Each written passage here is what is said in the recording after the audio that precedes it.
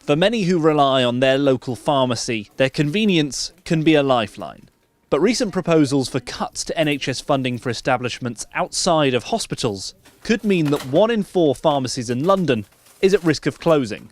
NHS England has previously allowed £2.8 billion of funding every year, money that's spread throughout the 11,000 pharmacies across the country, many of them in London.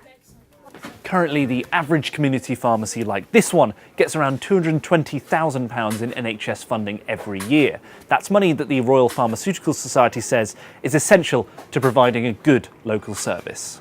But come October, all that could change, with the yearly funding set to fall by £170 million as a way to find £22 billion of savings across the health service by the end of the decade.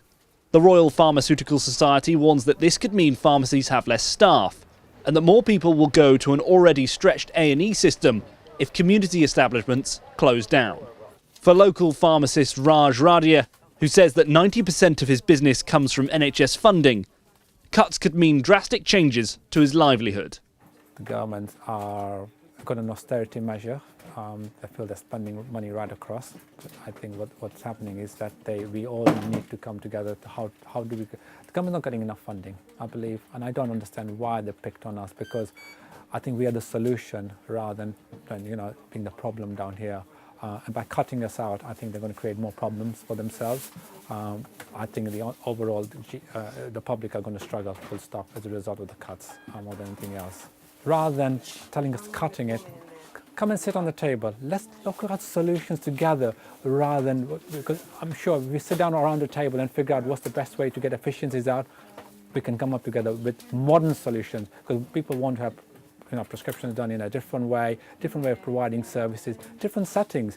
Community pharmacists are highly trained people. We've got 5 years of training that we've got, and putting it to waste and not thinking about it, it's a waste of money as well. The Department of Health says there are many reasons to rethink pharmacy funding. They say 40% of pharmacies are currently in clusters of 3 or more within 10 minutes walk, and that the amount of pharmacies funded by the NHS in recent years has risen by 20%.